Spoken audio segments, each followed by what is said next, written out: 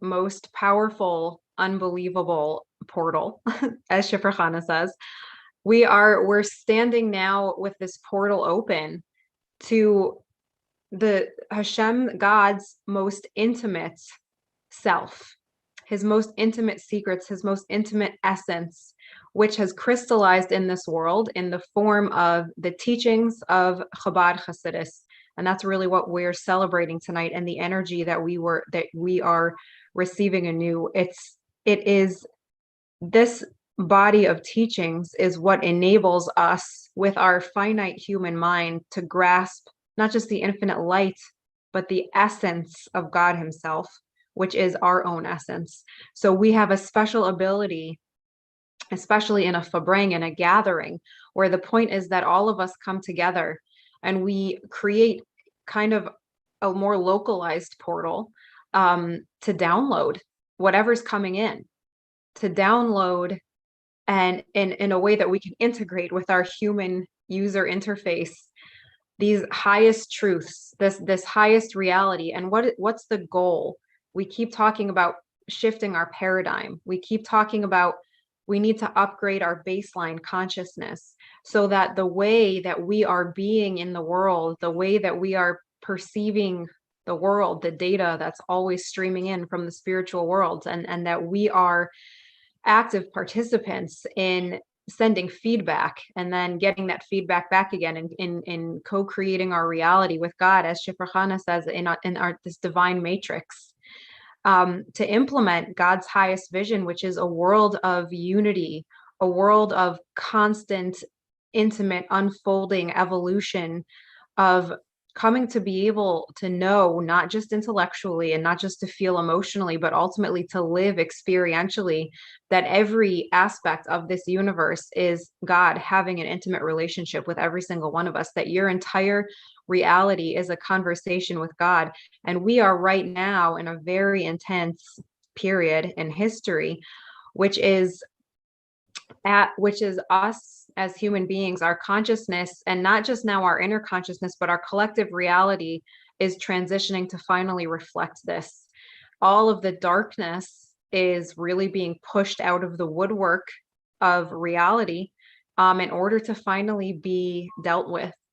And I want to just start this off with a message of peace and calm and faith, to say that we actually have a precedent for how this can all resolve in a way that's not going to be in accordance with people's deepest fears of where this is all heading. And I don't want or need to describe that, because our speech is powerful. We don't want to bring anything into reality that doesn't need to come into reality. But we know there are a lot of catastrophic doomsday scenarios being broadcast around and creating a lot of fear.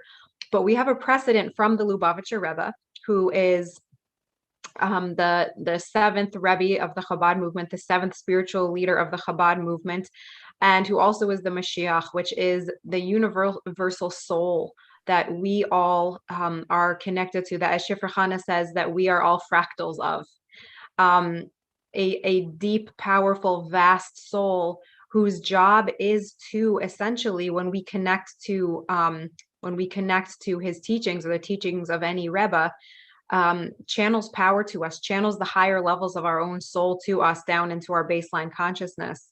And so he actually told us back in it was the late 80s and early 90s, when the Soviet Union finally collapsed, and it just like happened overnight, like the Iron Curtain came down, and when the Berlin Wall came down with no violence, no bloodshed, no massive, God forbid, world war revolution. It just was one day we woke up and it just wasn't there anymore. So the Rebbe said that is the evidence of Geula and the power of the Mashiach, of the Redeemer figure, the spiritual Redeemer. And we're going to unpack more probably what that means, because our idea of a Redeemer, it has a lot of connotations that are not correct, that we need to actually redefine how we relate to this concept of redemption, of Redeemer. But the Rebbe said that this is the evidence that the power of Mashiach is in the world. And so if that was 30 years ago, If that was already 30 years ago, the Rebbe gave us this precedence, how much more so after the power of Geula and the power of Mashiach has been in this world working for the past 30 years, that all of this, especially if we will shift our collective consciousness to focus on kind of the meta process that's going on here, the paradigm shift that's going on, the inner spiritual intent of what's going on here, which is what Hasidus gives us the ability to tune into and see, that we can see all of this also resolve in the most amazing, peaceful, light-filled ways. And one of the things that we need to do is recognize within ourselves, where am I kind of hoping that there's going to be drama going down, and see how we can work to start to work with that part of ourselves to maybe release that need for all the fireworks and the fanfare and drama, and see how we can get that maybe from elsewhere. But that's my, yes. What are you saying? What are you saying about the drama? What do you mean? What do I mean about the drama? Yeah, just explain that a little bit. If we're going to be, if we're going to be hooked into a narrative of like, hooked into a narrative of like apocalypse and God forbid, like war and explode. I don't want to say everything, but you know what I mean? Like the drama, the intense drama of apocalyptic scenarios. And that's not the Geula view of things. That's not, even though in Jewish scriptures and in the prophecies, there are those options given, essentially, that things could, God forbid, go down in an apocalyptic way. We learn something amazing, which is that a positive prophecy must come true. Any positive prophecy that is given over, that's written, any authentic positive prophecy, it must come true. Any negative prophecy, that's up to us how that's going to play out. Our choices down here in real time and how we're choosing to think and speak and act in the world, and the parts within ourselves that we are choosing to activate, the work that we're doing to elevate our own consciousness, we can abrogate any apocalyptic scenario. We can abrogate any negative prophecy, and we can even turn it to good. Any negative event or prophecy or wording associated with Torah, with any dimension of the Torah, whether it's the revealed all the way to the mystical, there's always a positive side to that. And we can flip anything that seems to be negative to come about in a manifestly positive way. And that's totally, those choices are totally up to us. And then we also have the Rebbe, who opened up the portal of redemption into the world, who downloaded the redeemed reality into the world. And Shifra Khan, I'm going to pass the ball back to you to talk more about what that means, like the redeemed reality, and then we'll harangue about it a little. But the Rebbe came and clarified that we were and are in the Geula process, and what that looks like and what that means. And I'll give you one example of how even something that seems so negative could be fulfilled in the most unbelievably positive way based on our choices. So there is a statement, I think it's in the Gemara maybe, that it says that that in the days of Mashiach, the end of times, which the Rebbe announced 30 years ago, that we entered the days of Mashiach, which is the first phase of the Geula. So there's a statement that says that either 2/3 of the world will die, God forbid, or 2/3 of the world will die. And the Rebbe said, well, what this means is that 2/3 of the world will transform so profoundly that it will be like they died. It will be like their former selves died, because they've transformed so profoundly and so totally, obviously in a good direction, that it's as though who they were before has died. It's a death of the ego. It's a death of the lower way of being. So that's one example of how we see there can be very frightening statements that we read, that we made even within the Jewish scriptures. But the Rebbe Hasidus gave us the eyes to see the sweet internal reality. And the more each one of us, just in our own day-to-day human life, makes the commitment to get that Gula vision, to get those eyes of Hasidus, to look deeper within the reality, to feel deeper into the reality, to hear the voice of their soul unpacking what's going on for me in my life, to commit to finding that sweet, positive, internal intent in everything happening, no matter, God forbid, how bitter or dark it seems on the outside, And that's how we're going to help all of this unfold according to the best, sweetest revealed good possible. Wow. Well said and strongly L'chaim. said. I have a little green juice left over here. I'm drinking my mud water, so. I'm going to my electrolyte water next. We just got a distiller yesterday, so we're playing Amazing. with it. Okay, so before any more of this stream, I just want to say this is not a class. This is a Farbrengen. What's a Farbrengen, Ani? It's when we sit and we pour our souls out with each other and we see what happens. And it's organic, it's flowing, it's literally like, it's just light in essence flowing out of all of us, and it's free form. So we're going to see what happens. Yeah, so even though we're on the screen, which we chose for, I guess, to be able to, keep things flowing smoothly, but please share any questions you have, any thoughts you have, anything, any feelings you have. A Farbrengen ultimately has to be very real. It's when we get down to the essence, the bare bones, raw truth of who we are and what we're experiencing, and then hold that in the light and space of that deeper truth that I think Ani's starting to point to, which is the truth that needs to reveal. What is redemption? What is that sweetened reality? That's a world where the truth is revealed. Like there's so many levels, and I'm just going to share from my heart.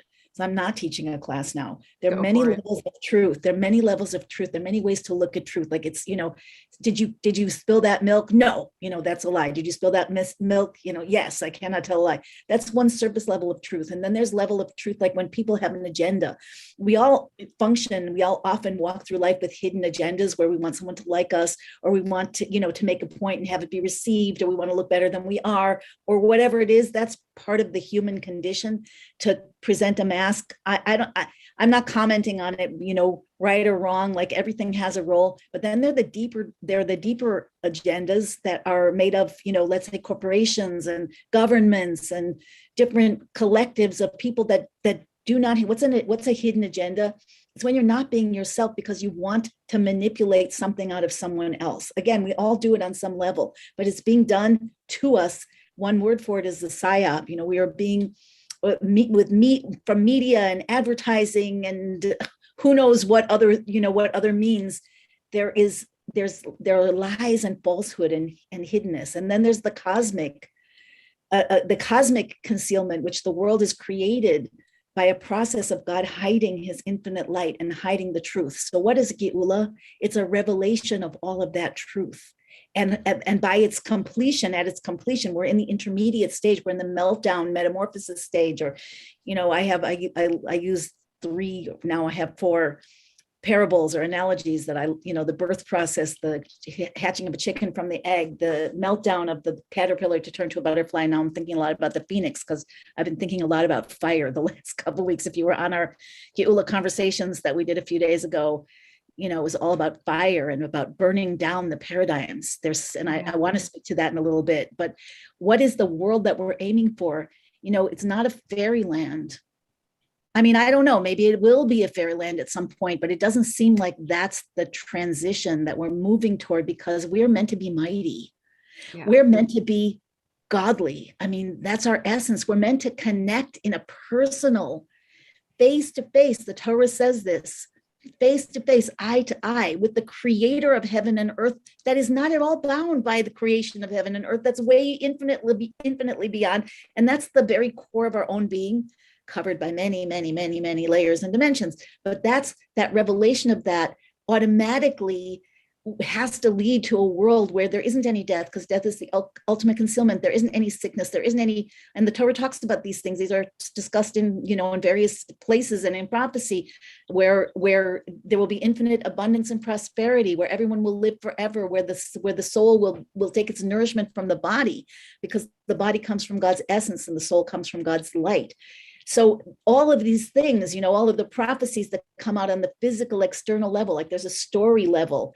Ani was talking about not getting hooked on the drama, the apocalypse drama, but there is a story level of the world where things happen and we talk about them. And the Torah is called it, it's the word for the Sefer Torah. It's a book. It comes from the word sipur to tell a story. But underneath the story is the storyteller.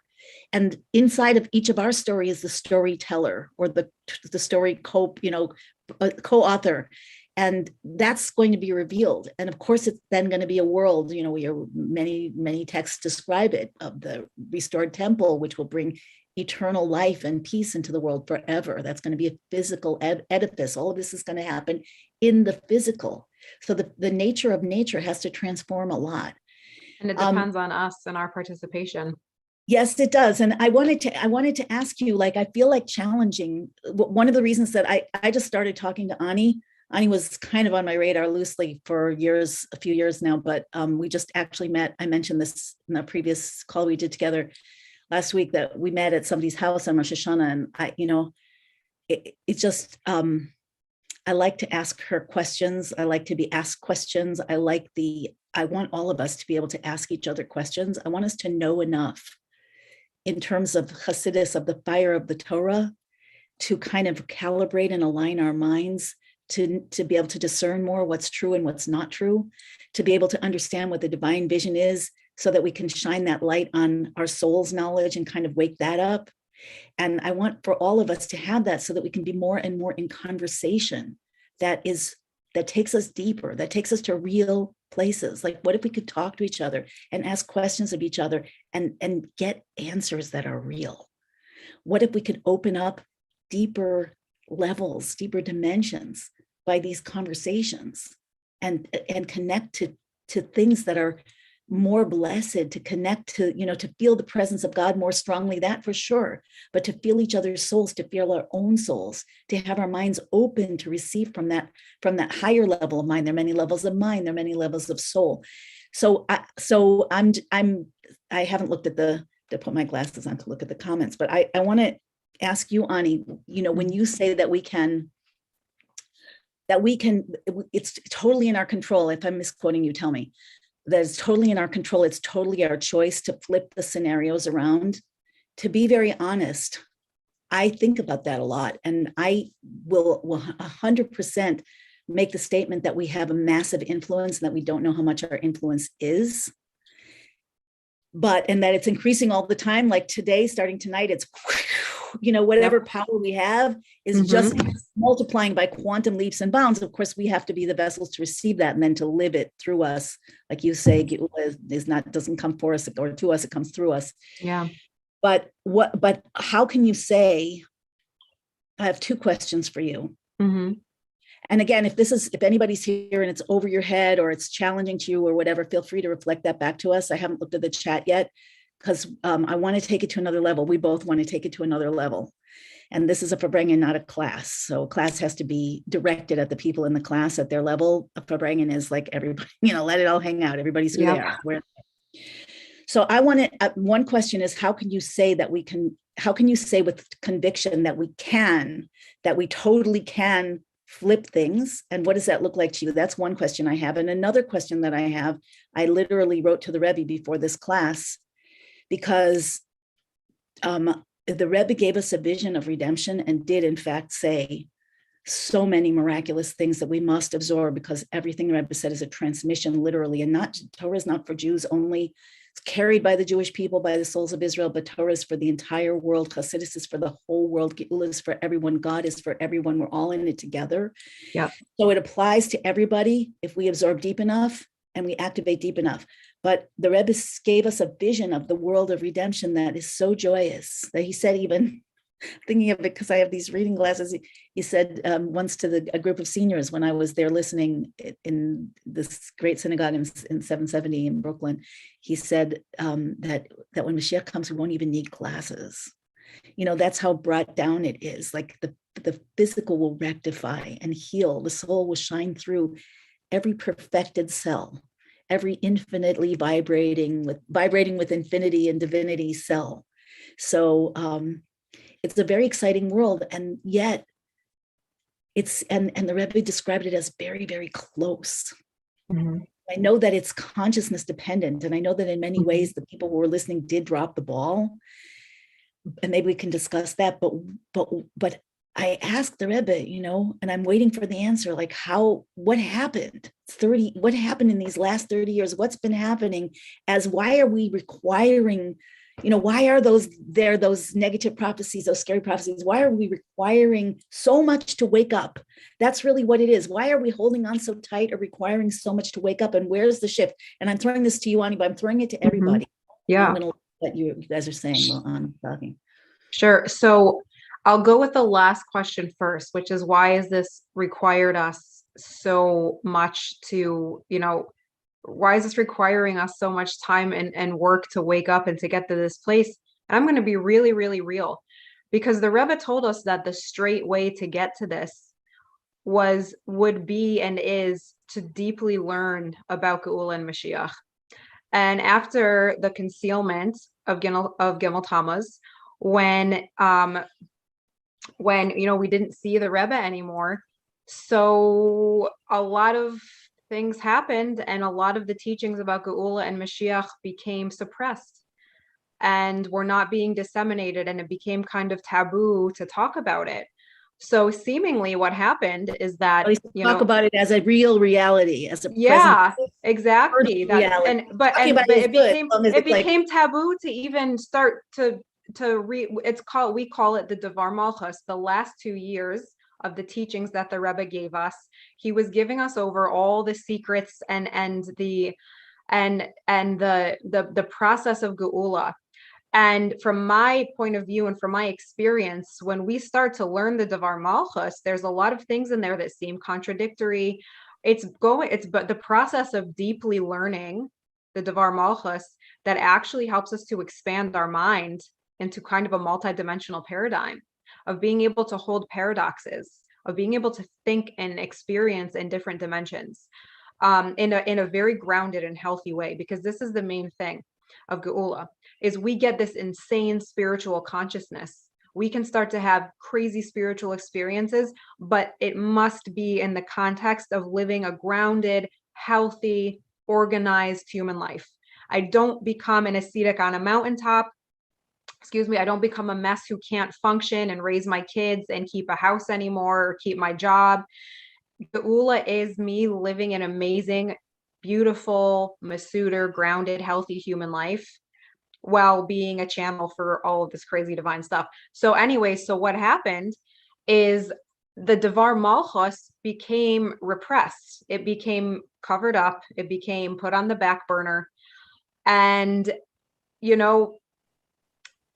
the Devar Malchus, again, being the Rebbe's teachings, the keys to shifting our consciousness to making the Geula fully manifest. Yeah. And why? Because the forces of darkness, their life depends on us not realizing that we're in Geula. Because as soon as we shift our consciousness, the forces of darkness, called the Klippa, they don't get to hang out in this. They don't get to hang out anymore. They don't get to exist anymore. Their job is done, essentially. They've had their run of concealing the godly truth of the world. They've had their run of, creating all the dysfunction and all this great stuff in the world, which has existed by divine design to give us free will. But their job is done when we realize that we're in Geula. So they have kind of, thrown their last 1-2 punch, and I'm minimizing it because we know that the tragedy that has come from it, the horrific tragedies that continue, that have come from all of these keys being covered up. And Zehu, that's it. Like that's what happened. That's why it's taken us so long to get here. But thank God, about 4 years ago, I think now, 4 years ago, there was a huge arousal in the world of people who started to learn the Devar Malchus again. And I'm a new kid on the block. I was also part of this just 3-4 years ago, like, getting on board the Geula train and sorting myself out and going deep into my psyche and realizing that the Devar Malchus really even existed and what was really said in there. I'm totally new kid on the block, new kid to the game, but it activated my fire so intensely that it's transformed my entire psyche. It's transformed everything about me. 3 or 4 years ago. It was just 3 or 4 years ago. Before that, I need to post this on our verbal board here. For everybody listening, if you feel like, you're listening to us and like you're a spectator, You don't have to be a spectator. The Torah is a direct transmission. This Devar Malchus that Ani's talking about, this level of Torah, it's called the redemptive Torah, the Torah Shel Mashiach. It's the Messianic Torah, literally. It's a transmission of power, of light, of knowledge, energy. Of energy, of connection. And everyone, when it goes in, it has to come out. When it goes in and you hear it, like you're sitting in class and you're listening and you get a nice concept, or you haven't heard it at all, that's the farthest that you can really get. Besides fighting against it, which nobody here is doing that. When you hear it as a spectator, or you believe in your beliefs, like, oh, it's not for me, I can't, I don't know, and I'm not one of. I had that before. When I first stepped into a religious environment more than 40 years ago, I was pretty young, and I'm like, this isn't for me. I was sad. I felt less than, like I wasn't born into it. I wasn't this, I wasn't that. And, I got activated. Yeah. And that's soul. Every soul who's here right now is here to get activated. And when you're activated, you absorb things not as a concept, as a burning reality. Think about burning bush and giving light, but not consuming. Oh, we want to consume the klipa, the negativity, the lies, the old paradigms, those limiting beliefs, those things that keep us small. You guys, the world is burning. We can't afford to be small anymore.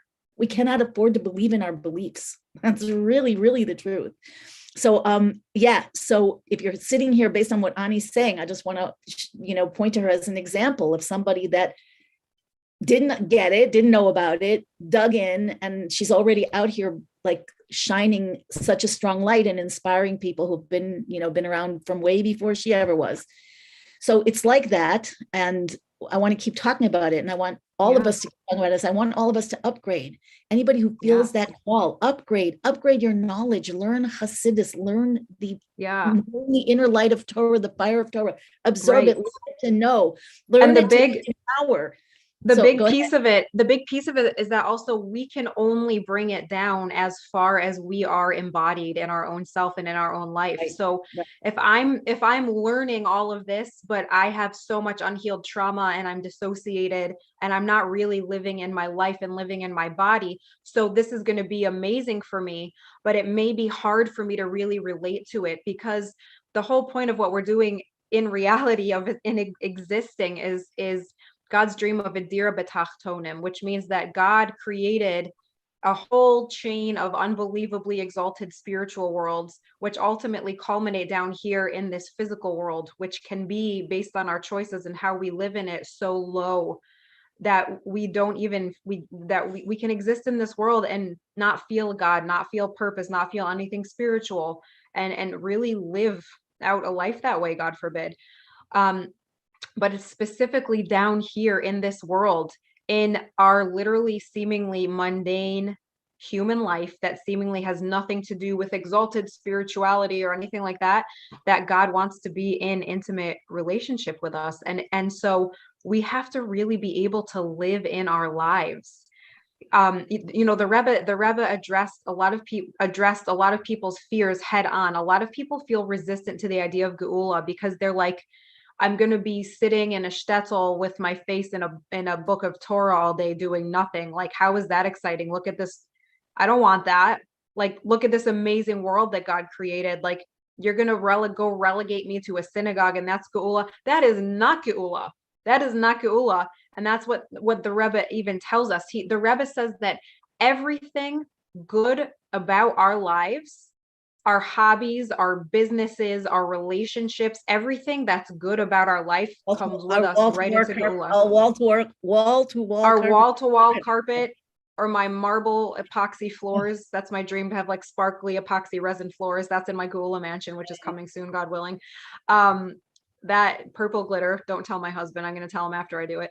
That is Geula. That living here in this world, we're going to be evolving, the Rebbe said, in this world, souls and bodies in this world forever. And we're going to be evolving, and technology is going to evolve, and medicine is going to evolve, and we're going to evolve. Our consciousness is going to evolve. It's just good to better forever. It's not everybody's dissociated fear, essentially, that like Geula and Mashiach mean I have to be super religious, and being super religious means I'm going to sit in a synagogue all day with my face in a prayer book or in a Torah book. The opposite. We're going to be living such unbelievable. And when we say are, as in some distant future that we're waiting to happen to us, we start now. It's us as we are now starting this Geula process. And we'll talk about like the really down to earth specifics of how you start that and how that works. And it really is about like, I need to heal. I need to become really embodied. I need to deal with my very human trauma that carrying with me from this life, from other lifetimes. I need to clear out my own tachtonim, the deep spaces within my subconscious, because we learn that the highest things spiritually are the ones that come the lowest. So the highest, most gigantic nuclear parts of our soul that are trying actively to come now into our bodies and be known in this world, they need us to clean out our basements, as I like to say. They need us to go down into the basement to say, here's all this junk that I've been carrying with me, you know, that I keep saying every time I move, I'm going to look at it and throw it out, but I never get to it. And they're like, time to renovate your basement because I'm moving in these huge aspects of our soul. They're like, I need you to renovate the basement now because I'm moving in and there's not enough space for me. So like it really, like literally this lofty Geula stuff, it literally starts with doing our human healing work. It literally starts. Can I say that when a big piece of you is trying to move in and you don't have room in that basement, that subconscious, that operating system, whatever, yeah, it causes symptoms. Yes. It'll make Big you feel, symptoms. it'll make you wake up, like, yeah. I mean, in our reality, yeah. Emotional, physical, and circumstantial, the feeling of yes, of heaviness, of like fear that people are talking about. We should go over some of the comments here before things blowing up in our lives. That's our souls blowing things up, saying, I need you to face this. I need you to deal with this. And so when we actually will say, I want to proactively start to deal with the things that I just realized my tongue is yellow because I'm drinking stuff that has turmeric in it. So I'm really sorry if that's weird for anybody. I can't see your tongue. But could you show me your tongue? It's yellow. Yeah, it's yellow. So I know that's weird. It's because my drink has turmeric in it. But I digress.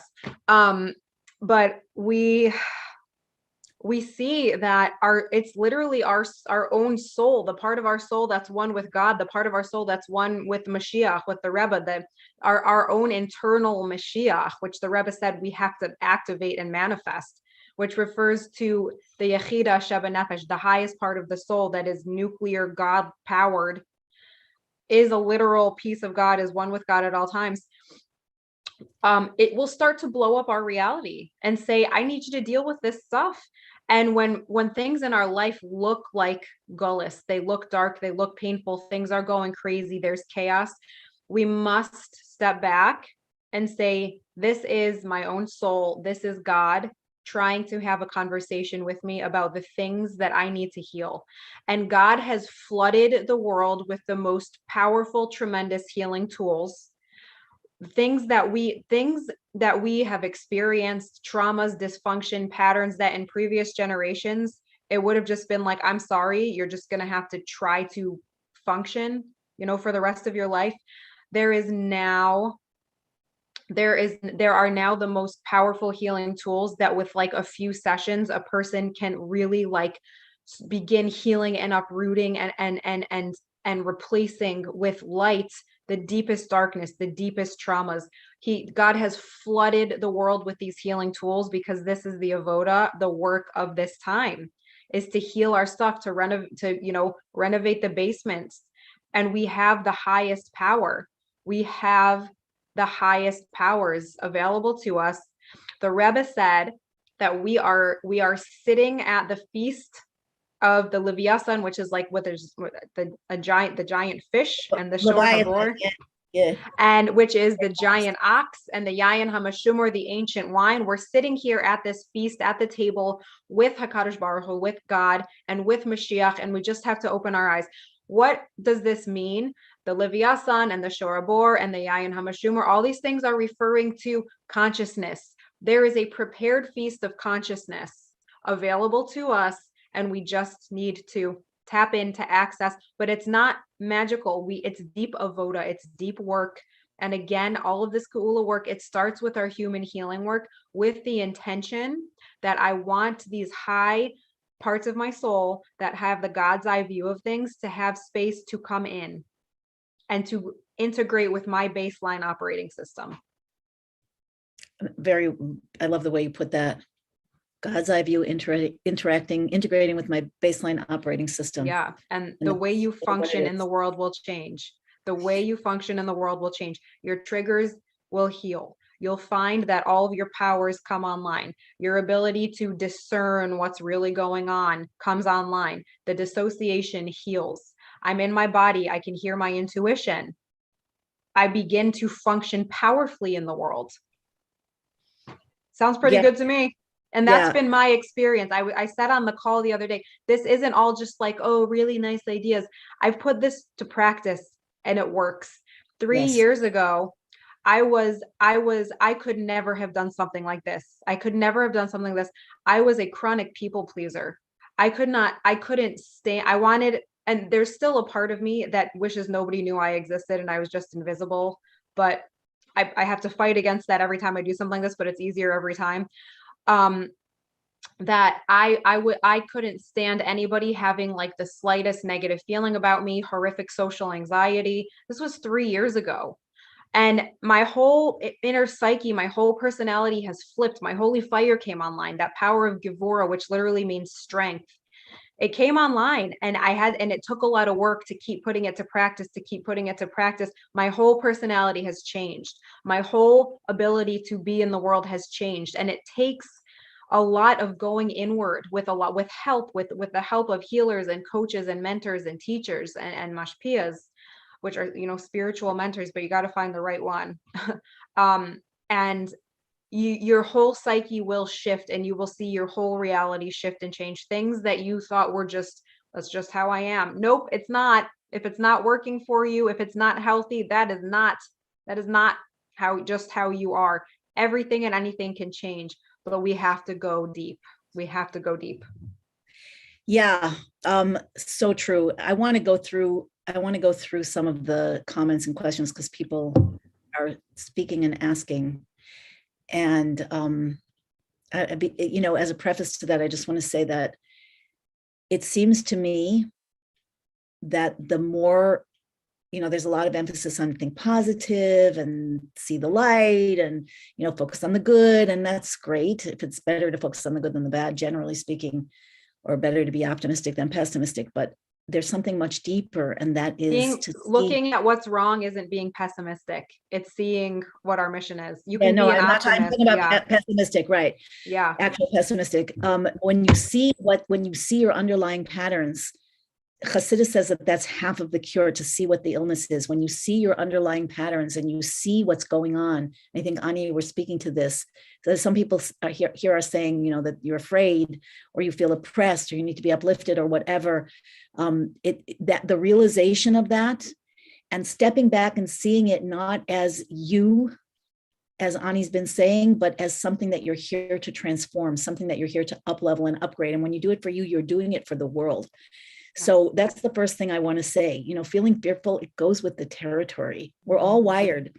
Since the time of the fall in the Garden of Eden, we're wired in our psyche one way or another to fear, shame, rage, and sadness. And that goes with the territory of being human. So what we want to do is to upgrade ourselves to whatever tools and techniques you use to change the wiring. Sometimes rage is appropriate. Rage is from Gvur, rage is fire. Sometimes sadness is appropriate. God feels sad. God, I'm sure, feels enraged sometimes, maybe not ashamed, but that shame is the core experience that Adam and Eve had when eating from the tree of knowledge and suddenly falling into a world of hell. Right. And knowing that they did it, with good intentions, but they did it. So all these core things, talk about grief. All these core things are embedded in the human psyche. So when you have them, stop thinking that you're fatally flawed and start in knowing the Gullus human psyche. In the Gullus human psyche. Yeah, that's what I call the human psyche. That's what, I think we'll always remember those things, maybe with pleasure. When I used to be so, wow. But I believe much that all of this energy, these it's like reverse energy. It's like reverse flow. These are the things that fight against our flow. They fight against our gods, the God inside and outside. I feel like they are the raw material. It's clear to me that they're the raw material for vessels that can contain infinite light. Yes. So if we weren't afraid, like what Adam and Eve, when they were first in the Garden of Eden, were just receiving the light. And we all came from them, just, basking in the light. And the snake was opposing it, that cunning snake. And then all that, the snake energy got internalized in each of us. And all of a sudden, everybody feels tiny and horrible about themselves, but this is nuclear power. Yeah. That basement that's cluttered up so much that you can't stand to even look at it. That's the holding place for new foundations, for powerful, powerful foundations. So, okay, let's see what we have just before we go deeper here. Yehudit says, what are ways we can start to transform? So I'd like you to ask that day-to-day things as mommies. Answer that, Ani. But I also she also asked something else. I think it's the same Yehudit. I don't think it's to wake up that this is happening. I think it's because the other side is doing its best as it can to turn our attention away from the progress that we're making. So I want to say there is that. There is that too. There is awakening happening. And there are all kinds of things thrown at us to stop it. But again, those would be raw material for nuclear forces that will create vessels and channels to hold and flow our infinity into the world, our divinity. Okay, so day to day. Sure. So day to day. So this is an exercise that I would really encourage everybody to do. And some of you who are doing inner work may already do this when, or manifestation work, like journaling or visualizing about what are the things that I want for myself? What are the desires coming through from the higher parts of myself? And I call this developing your Gula vision, because again, Gula, the Rebbe says it really starts with each of us having our personal Gula, our personal redemption. What does my life, and really going deep and giving ourselves the space, and it may trigger us a lot because fears that I could never have this. Yeah, but maybe none of this is real. Grief at the state of the way things are. We have to push past our defense mechanisms because a lot of our godly power lies on the other side of our defense mechanisms. And so to take the time to develop what's my Geula vision for my life? What do my relationships look like? Maybe, I wish my marriage was better. I wish that I was more patient with my children. In Geula, I can hold space for my kids, for my kids' emotions. And I don't yell at them anymore. In Geula. Why is that? How is it that you can hold space for your kids' emotion? I have something to say about that, but me. Yeah. Because I can, well, thank God that's part of the Gula work that I've done. And unless there's a perfect storm of triggers, I'm, thank God, pretty good at that now. But because I can hold space for my own emotions, and because I take care of myself. We can't do this for your own emotions. You can hold space for because we can't do any of this again in a dissociated, fragmented way. We have to deeply come into ourselves. So the reason why I can be there for other people is because I make sure I keep myself cared for and filled up with joy and things that give me joy and pleasure. And the things that we like naturally, the things that we're pulled to that fill us up, that's coming right from our soul, right from our neshama. So self-care really is a big part of the Geula Avoda, because so many of us think that I'm only worthy if I'm suffering and driving myself into the ground. But I become drained and depleted. I can't show up. I don't feel my soul at all. I just feel miserable and resentful, but I think I'm so righteous. That is the biggest trick, one of the biggest tricks of the other side, to keep sucking our energy out. When we actually give ourselves permission to enjoy ourselves and take care of ourselves and have fun and have pleasure, which, by the way, are all the main features of Geula, are all how we live Geula. I'm plugging right into the energy of Geula, and I'm filled up with a new chayas, a new life force like never before. And I always say this when I talk about this, is a lot of people, especially who grew up religious or who became very religious, they get afraid if I start doing what gives me pleasure or having fun, aren't I going to become less observant? Aren't I going to become less spiritually aligned and attuned to God's will as expressed through halacha? And I always say, especially from my own experience, if you're doing it, in an aligned way, you'll actually find that you become more sensitive to being in alignment with halacha, with with spiritual law, you'll find that everything increases. Your yiras Hashem, your awe of God, your ahavas Hashem, your love of God, the depth with which you can feel and experience Torah and mitzvahs, that all increases immensely also. Why? Because I'm not drained anymore. I'm not running myself into the ground. I'm filling myself up. And you'll also find that as you pursue the things that give you pleasure, that other spiritual opportunities will open up in those places. I just told Shifra Hana, so I grew up riding horses. I had my own horse, and I always loved it. And then around the time that I became religious, which was in my early 20s, and also as I was just moving on in life, I stopped riding. And I always thought about doing it again. But I wasn't sure, like, is this really a desire coming from my soul, or is this just nostalgia? Is this escapism? What is this? So about 9 months ago, I decided, I was like, you know what, I just want to start taking riding lessons again. And it has been such a pleasure for me. It has helped me to become so much more deeply embodied, in mind-body connection. And at the barn where I ride, I have had the opportunity to meet so many people and have Farbrengens like these right in the barn, and to have a hashpah, a spiritual influence on people, and meet amazing, beautiful souls who want to hear about Hasidus, and who want to hear about the truth of all of this, of what's really unfolding in the world. And for all of my religiously observant people on here, also I've had an opportunity to be a role model to the young girls at the barn, just to point out just one point in Jewish law, that as women, we wear skirts and we make sure that our knees are covered. And so, one of the things I'm really careful with is when I go riding, there's men in the barn. So I make sure that my skirt doesn't ride up. I safety pin my skirt right to my breeches, to my riding pants, and we're good to go. And I've had an amazing opportunity to be a good example of how to stay spiritually aligned, no matter what you're doing, to all the young girls in the barn. So you see that, like, even if you feel like this thing that I want to do, what does this have to do with God? What does this have to do with Torah? He wants to be known and experienced everywhere. And if it's a real desire coming from your soul, even if it's like, I want to go do pottery or this, that, or the other thing, God will open up more spiritual opportunities for you, even in these places like a barn that you never imagined possible. So it's all one, and that's what Geula is. The Rebbe said so many times, the Elyon, the spirituality, the spiritual things, and the Tachton, the physical, mundane world, like a literal barn. It's all one, and God wants to be known and felt and expressed consciously in all of these places. And that is Hasidus. Yeah, so the Rebbe said that we have entered into a new era that Yes. we finished, he said, in 1992. Just exactly around this time, that we finished elevating the sparks that needed to be elevated. That was a whole multi-millennia project to elevate the sparks. Yes.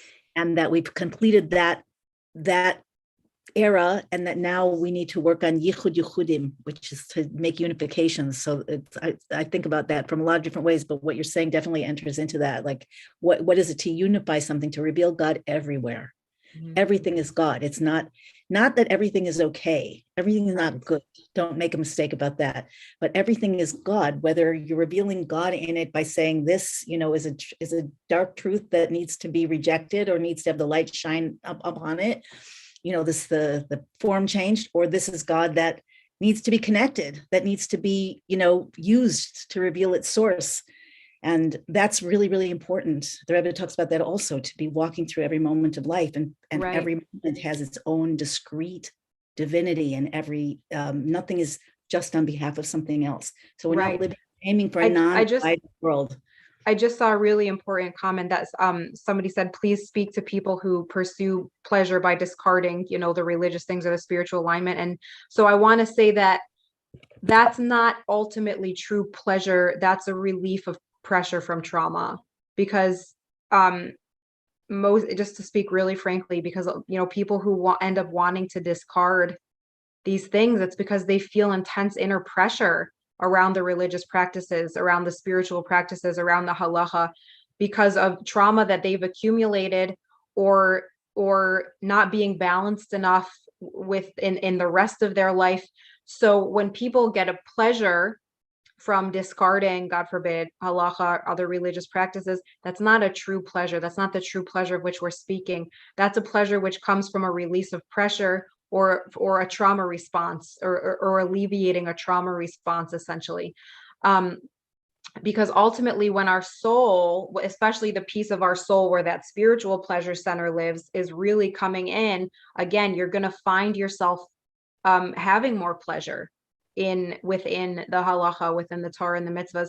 But again, that also really has to be balanced out with that has to be balanced. It has to be balanced. Our whole human life, our whole religious life, it all has to be balanced and full. And, for some people, part of their journey and part of their process is going to be that maybe they're going to relieve that pressure for a while because they have to. But ultimately, all of our souls are coming in, all of our souls are coming back online, and they are driving this process, and they are nuclear powered. So even if we are resisting them or getting in their way, that's only going to be for a little while. We're all going to get schlepped if we're not choosing to proactively. Eventually our souls, they're going to schlep us right along, and thank God they do, because I don't know where my life would be if my soul hadn't just schlepped me many times. It's interesting that this came up, because a lot of my kids, many kids say this to many parents, that who came to religion not from birth but out of choice, observance, I want to say, not religion. And they'll say, you got to choose it. We're born into it. And I think that that happens over and over again inside of us, that we make a choice or a commitment, or maybe we didn't make really a free choice or commitment, but let's say that we did. And then it goes on automatic. Once we made the commitment, now we're stuck with the commitment. And all of a sudden, instead of a choice, it's a burden. Right. And you feel forced. And I think, one very simple definition of Geula is, are you free or are you a slave? So if you feel like a slave in any area of your life, that's not Geula. Whether it's trauma, or whether it's somebody else's opinion, or whether it's peer pressure, or whether it's a choice that you made previously, but it became rote. You took the pleasures out of it. Now you're just sheer will. And that's true. If you're in an exercise program or a diet or a relationship or anything else. So to be part of Gula Vision, it's not just a one-time thing. It's evolving. It's evolving constantly. And it continuously needs to be reconnected to, like that vision is part of your soul's purpose that's living at your core. Yes. And it's living. And the more it's living and growing and alive. Right. So every time you're challenged, if you learn to be like facile, if you gain some mastery over this process, if you understand how the system is designed, you can start to, I don't even know if I want to say hack it. Maybe I want to say master it. But when you get triggered, if you understand that your triggers, like I like to think about triggered transformation, you get triggered because we have to see what's going on. Revelation of the truth, core of redemption. Right. And when you're triggered, you can either react to the trigger, I'm not doing that, it's not really me, or you can succumb to the trigger, okay, I'll do what that's slavery. Or you can say, what do I really want? Let me uncover, let me divest myself of the past. Let me divest myself of everybody else's opinion. Why did I do this? Who am I really? What am I here for? And who am I really is also alive. Like I've been asking that question in meditation so much lately. And it's, can we try that? Let's try that for a minute. I'd like to invite everybody here to close your eyes and just ask yourself the question, where am I? You can say, who am I if you want, but I find it even more powerful to ask, where am I? Where am I really? And just listen. Let's listen for like a good 30 seconds or so, and just see what comes up. Where am I?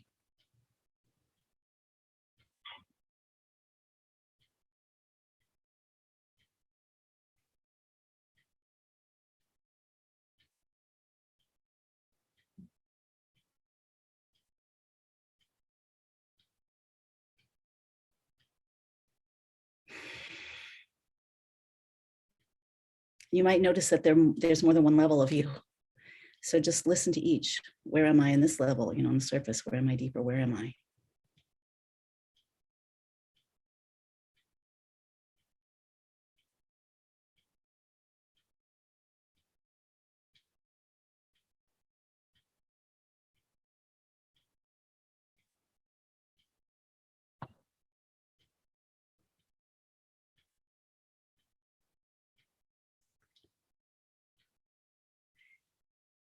Yeah. And if anybody wants to share what you experience when you do that, it might be words, might be images, might not be, might. I'm at home doing the laundry. Dira betachtonim. Really? That's what somebody just said. Okay. Amazing. You're at home doing your laundry. Dira betachtonim, my friend. You can do your laundry with God consciousness, and that's Dira betachtonim. Yeah. I don't know if just doing the laundry. I think that No, I know. to me it was a joke, but I think it's a big problem, not directed at you, but I just think in general for all of us, we have a very strong tendency to shear off parts of ourselves. Like we separate the surface from the inner. Everything that in relationships and our spirituality and our day-to-day, so that we become like just processing systems dealing with information bombarding us or problems, coming up for us, or issues or obligations or burdens or even we need to make yichudim between the parts of ourselves. Yeah. Shleimus between the parts of ourselves, yichudim between the parts of ourselves. Somebody said before, can you speak to the idea of Ahavas Chinam to bring Mashiach? And the Rebbe said that was complete, that the Ahavas Yisrael that we're having now is the Ahavas Yisrael of Geula, and experiencing the oneness. Something that is very important to understand is we need to change the language that we use to relate to reality. The Rebbe said that Mashiach is here. That the revelation of Mashiach is in the world. And he said this in black and white. This is not guesswork. This is not inference. The Rebbe said that the Gula has arrived, that Mashiach is here in the world, and it's on us to open our eyes to see this reality. So the words that we use are so crucial and so important, because the words that we use, the words that we hear and absorb, they build the subconscious structures that becomes our programming of how we're processing and filtering and oriented to reality. So the Rebbe gave us the words in the Devar Malchus that the Geula is here, Mashiach is here. We have the Giloyim, meaning the revelation, and the Metzias, like the personage, the existence of Mashiach in the world. And so if we need to start to change our language to understand that all of this is here. We're no longer we're working on revealing this reality. And it is just so important that we change the way we speak about this. Because when we change the way we speak about it and we catch ourselves saying things like, oh, we just need Mashiach already, as though it's a passive thing that's going to happen to us, we change our programming to the empowered Geula programming that we need to have in order to reveal all of this. It's very important to start changing the words that we're using to describe and relate to our reality, because it has such a deep impact on what we are revealing in our reality. The Rebbe said that it's all here. And I did a video on Facebook the other day, because then a lot of people also like to say, but the Rebbe also still mentions a Golis reality and things like that within the Devar Malchus. We have the choice. We have the choice. The Geula we obviously still have the choice of a Golis reality, because we're continuing to kind of manifest it. But when we focus on the fact that the Rebbe announced the Geula is here, and it's dependent on us agreeing to that and figuring out what that means, and figuring out how to live that, and all of the keys are there in Hasidus, we are able to bring that out in the world. We're able to make things happen in the world, to trigger events in the world that will cause the Geula to then reveal itself, essentially. So it's really important that we stop saying one more mitzvah to bring Mashiach, Ahavas Yisrael to bring Mashiach. The Rebbe said we finished that. We did that in black and white, especially that Ahavas Yisrael piece. So I'm so glad you brought that up. And it's not, we need to get out of this. Translate Ahavas Yisrael, please. Ahavas Yisrael means loving each other, loving your fellow as yourself, essentially, like that deep sense of unity between people, unconditional love for each other, which doesn't mean enabling, which doesn't mean unconditional acceptance of another's behavior when boundaries need to be set, but that they can be set lovingly. Sometimes the most loving thing you can do for another person is to set a serious boundary and say, this is not who you really are. I'm not going to accept this from you. That's another point. but to really be careful to change the language that we're using. And, this is a multi-dimensional. So can you give examples how we should speak?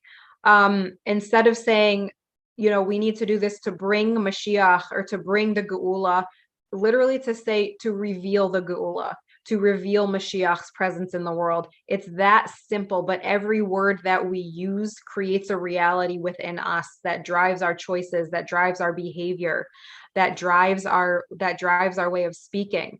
And yes, this is a multi-dimensional approach. We do still see a gullus reality in the world, but we're asking, how can we change it, instead of throw up our hands and say, Mashiach, you do it for me. The Rebbe said that's never going to happen. Mashiach's not going to do it for us. We got to do it. We got to be Mashiach. And obviously, and we have the power of Mashiach driving us and allowing us to do I all want this. to challenge your words. The Rebbe didn't say it's never going to happen. The Rebbe said that's not the path to make it happen. Correct. The Rebbe did not say it's never going to happen. I'm saying it's not going to happen, because that's not the path to make it happen. Exactly. Thank you. See, the words are crucially important. They matter. And if I speak wrongly, please correct me. But again, the way that we change the macrocosm and affect change in the macrocosm is by changing the microcosm.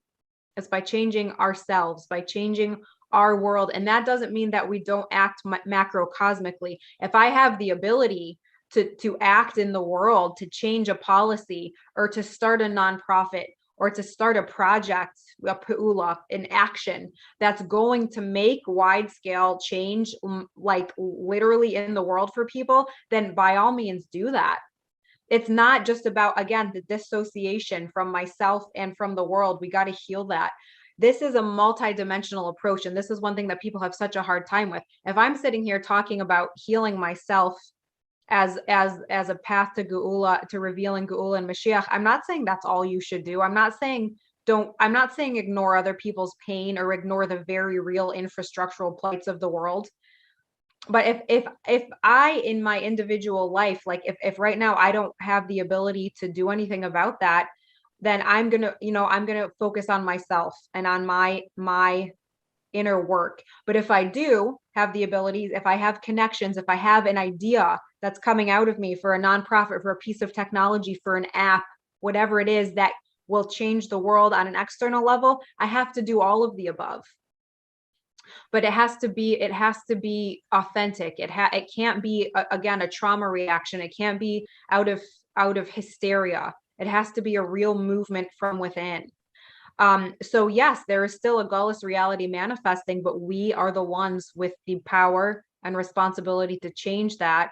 And it does start on that minute level of changing our language, changing our operating system and our programming. And that's going to change our behavior. That's going to help us to address these larger problems with much more power. It's going to have a much more powerful effect. The things that we do, we're going to trigger more revealed divine providence of, like, I have this idea to reveal the Geula in the world. And it could be something literally like addressing world hunger. I have an idea of how to create this new app to make these connections, to get leftover food from restaurants, to bring it to the homeless, whatever it is. It's a multi-pronged, multi-dimensional effort, and each one of us has a certain role to play. Not every one of us is going to be like inner work plus massive, CEO of a new app that's solving world hunger. We each have to learn how to tune into ourselves, into our desires, into our strengths, into the opportunities that God manifests for us, because we're co-creating with him, we're partners with him, to feel what's my truth, what is the role that I need to play here, what in this moment. And that's going to shift. That's not a static definition. And that's why we have to tap into that center of life within us, because it's living, it's shifting, it's evolving. And this is really the key to being here and to showing up for Geula, which is what Hasidus came into the world to reveal, to bring. All true.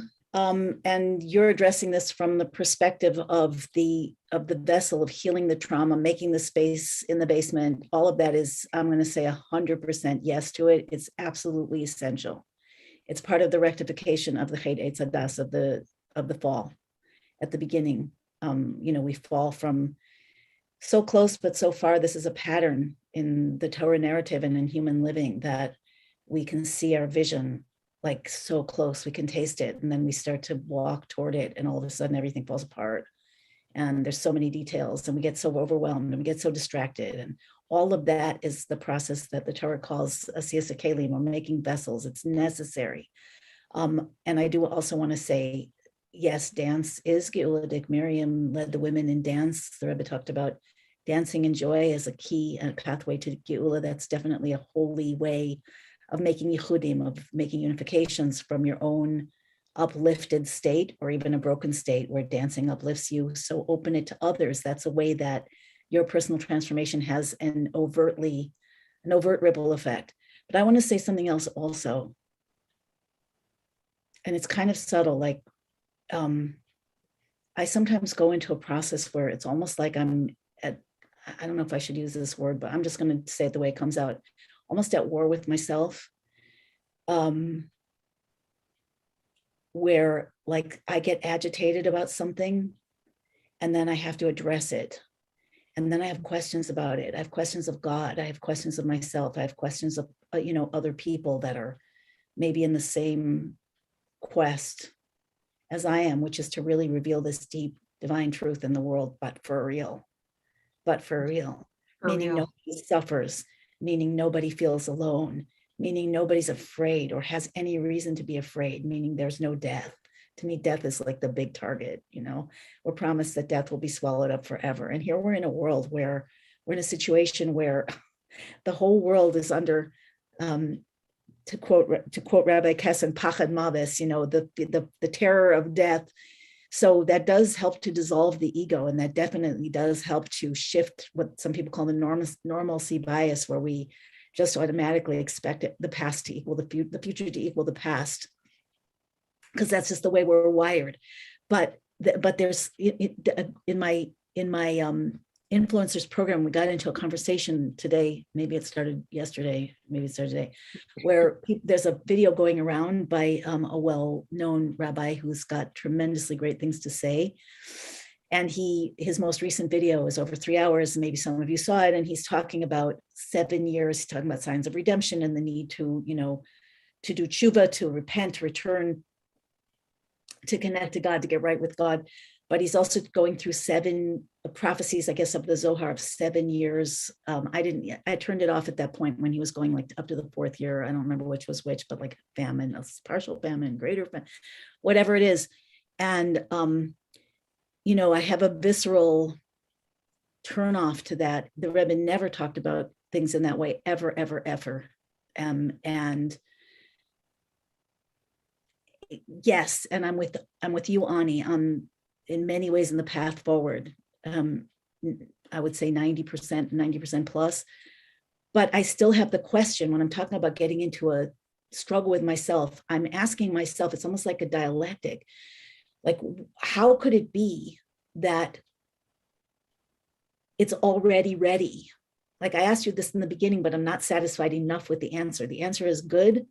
It's great, but it's not, to me, it's not deep enough. Like, I'm asking Hashem, and I'm asking everybody to ask Hashem with me. How is it that if we can have Geula the Rebbe's way, if we can have Geula through authentic self-expression and healing, how can it be that things are going so south, that people are suffering so much? It feels to me like there's something missing. And I want us to download that, whether it's going to be now in this group, or whether it's going to be the world in Yud Tes Kislev in this portal, or whether it's going to come out, deeper later, ongoing in whatever ways. But to me, it feels, and maybe I'm wrong on this, because we don't know what our effect is on the deeper levels. And, we see history playing, or destiny playing out in front of us. We don't see the direct connection between the fact that I healed this trauma and I filled my, I've made space for my soul to shine, and I help people dance and have joy, which is so holy, dancing for redemption. And then, a government fell or replaced itself with more honest people, and truth came out. I don't know what the connection is, but I feel responsible to a certain degree. Part of healing myself is not to feel totally responsible. Right. But nevertheless, I wonder, and I asked my community, the people in my program, it was one of my communities, I asked, like, what if we would really see the future the way it's destined to be? And we would ask ourselves the question, if we're reverse engineering that, how did we get here? Like, I can see political truths being revealed in a way that changes things. I can see machinations of corporations and governments and institutions being revealed in a way that shuts them down and gives people a lot more freedom. But where does it come in? My role would be, in part, I would think, to bring a certain God consciousness, a certain Torah consciousness. Like, what does that have to be in Geula? Right.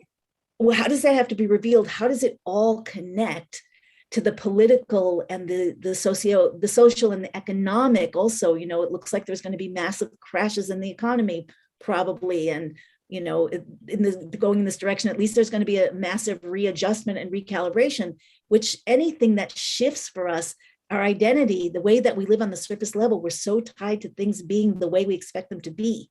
And it's so traumatic, really, unless we really upgrade to be able to be much more fluid, and much more metastable and not so rigid, which is to me, that's part of a core part of the work, to become metastable rather than hanging on to the stability, because it's not happening. You can't do metamorphosis. We have to root in ourselves and in our God, deeper, higher self. Exactly, which is God. Where am I? Where am I? Is literally God. Exactly. Yeah. If I'm rooting and I live in this address. We have to root in the part of ourself that is God. So we have to be able to progressively feel that more and more and have that be real to us. But I'm really putting the question on the table for Hashem, for God, like, what is it? And for the Rebbe, and for all the tzaddikim, and for all the souls here and everywhere. And I'm not necessarily expecting an answer, but I'm posing the question, because I really believe that the questions are what pull us in. For me, the questions are what pull me in. And well, that's what opens up that's what opens up the answer. That's what opens up the new consciousness, by asking the question. By the dialectic. And so I'm thanking the people who, like this rabbi, who bring out the fear aspect, because the truth is that with healing work, we can be very complacent, and we can be it's very easy to stick with our vision of ourselves, but upgrade it up. I didn't like that. I didn't like what I looked like in the mirror. Now I like what I look like in the mirror. Have you revealed your essence? Have you fulfilled your purpose in transforming the world? Have you challenged yourself to metamorphosis? But the healing work is so much about going deep, deep, deep into that pain and into that fear as it comes up. That is true. I don't mean like the healing work is not just like the affirmations and stuff. That stuff is powerful, but real healing work, I think we all know, comes when you let yourself go into those existential spaces. That's the level of healing work we're talking about here. I agree. And we have to know, and I know, like, we have to go into, I spend a lot of time in these existential spaces, but we have to, and once we go in there, and it feels sometimes like I'm never coming out of here, but you come out fortified with a whole new sense of yourself and reality. It's so important to know that this isn't like little platitudes of healing, whatever. This is like, and everybody I know who's in the healing work, they are doing the serious existential stuff. They are doing the overhaul. What do you mean by that? I'd like you to describe that. Like, when you feel like, describe a time when I want to, if you're willing, I want to bring it deeper down. What is it that you feel like when you feel like you're going into that existential well? And you never get out. I mean, it feels like I'm losing all sense of self. I'm losing all sense of my stories, of the way I orient myself to reality. It's like I have this nice little ideal of things, and then that shadow comes up and eclipses all the light, and it's like, but what about this? And it won't go away until you sit in that eclipse, in that shadow, and you feel it and you face it. And there's so many times where I'm like, I know that I'm being upgraded, but I don't know if, like, how do I even exist on the other side of this, of letting go of this limiting belief, of this security blanket, whatever, this habit, the uncertainty, exactly, whatever it is. Do I even exist on the other side of it? like it's an existential death. It is an existential death, but you come out and it's just a piece of your false sense of self that has died. And what you find is another piece of your soul, your sense of your true sense of who you are has come in and has come online. And it's not just a one-time thing. It's again, it's again, it's again. But we should feel that our baseline is solidifying. We should see real sustained improvements, even if I'm not totally where I want to be yet. We do see bit by bit these sustained improvements, and we are moved by other people's pain. We feel them deeply. I'm an emotion code practitioner. I'm not taking clients right now. We're doing sessions. I'm sorry to tell everybody, but I'm an emotion code. So I'm with people in their stuff. I feel people's stuff so deeply. I'm not just sitting here talking about these pretty ideas and I know what people have been through. I know what I've been through. I know the things that I have been blessed to help people face. I've felt their pain when I'm tapped into a client and I feel the stuff that comes up. I literally feel other people's pain and trauma. And so I'm not running away from any of it. I'm there, not just in my own darkness, but with other people in their darkness as well. And still we can hold this strength and we can hold this vision, and to not get collapsed down into the chaos, to hold compassion for ourselves when we do, but to know that my soul is so much bigger than this, and to really delve into the Gula vision of the world and know that our consciousness is powerful. Our consciousness is the filter of reality. And especially as the Jewish people, and especially as just awakened human beings who are trying to plug into God's vision and the vision of our higher souls, the consciousness shifts that we make are what shift reality. And again, I'm not saying this in a dissociated, escapist way. If there are things that we can literally do, Maisa B'Pol, meaning physical, tangible action to make change, then you better believe we do that as well. But it's the consciousness shift. It's the